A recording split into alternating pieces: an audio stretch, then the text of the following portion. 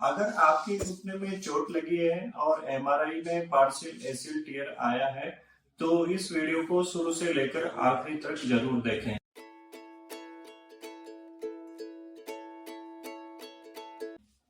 हमारे से जो मरीज सबसे ज्यादा क्वेश्चन पूछते हैं वो पार्शियल एसियल टियर के बारे में पूछते हैं और वो ये पूछते हैं कि ये क्या बिना ऑपरेशन के ठीक हो जाएगा या इसमें कोई ऑपरेशन करना पड़ेगा।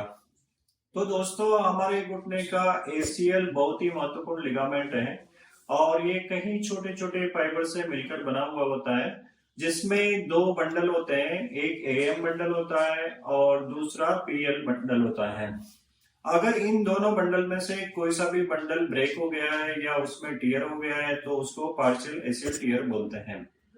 पार्शियल एसियल टियर में लिगामेंट का 40 से 50% पार्ट तक ब्रेक हो सकता है। पार्शियल एसियल टियर का जो परसेंटेज होता है वो 10% से लेकर और 37% तक होता है।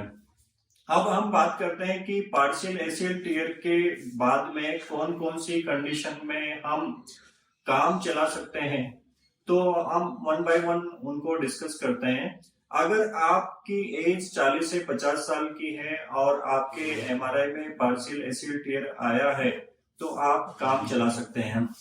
अगर आपको कोई लचक नहीं आती है और दौड़ने में कोई तकलीफ नहीं होती है या उठने बैठने में कोई तकलीफ नहीं होती है या सीढ़ियां चढ़ने उतरने में कोई तकलीफ नहीं होती है या फिर आपको कोई स्पोर्ट एक्टिविटी खेलने में कोई तकलीफ नहीं होती है तो इन सभी कंडीशन में पार्शियल एसियल टियर के बाद में आप काम चला सकते हैं।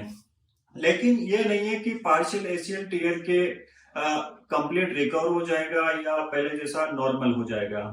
अब हम बात करते हैं कि किन किन कंडीशन में पार्शियल एसियल टियर में सर्जरी की आवश्यकता है।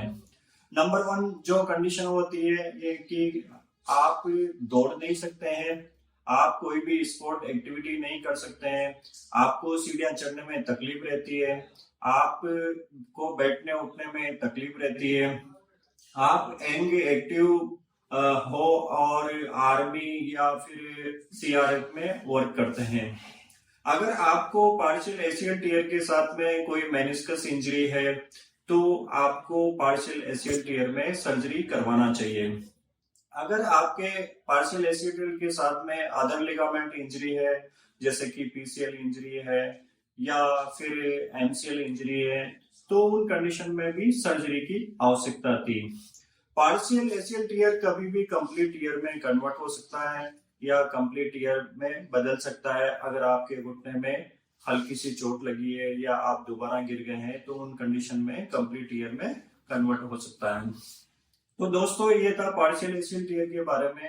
अगर आपके भी एमआरआई में पार्शियल एसियल टियर आया है तो आप हमारे दिए गए व्हाट्सएप नंबर पर आपकी रिपोर्ट भेज सकते हैं और एक निर्धारित शुल्क जमा कराकर आप ऑनलाइन कंसल्टेशन ले सकते हैं। धन्यवाद दोस्तों।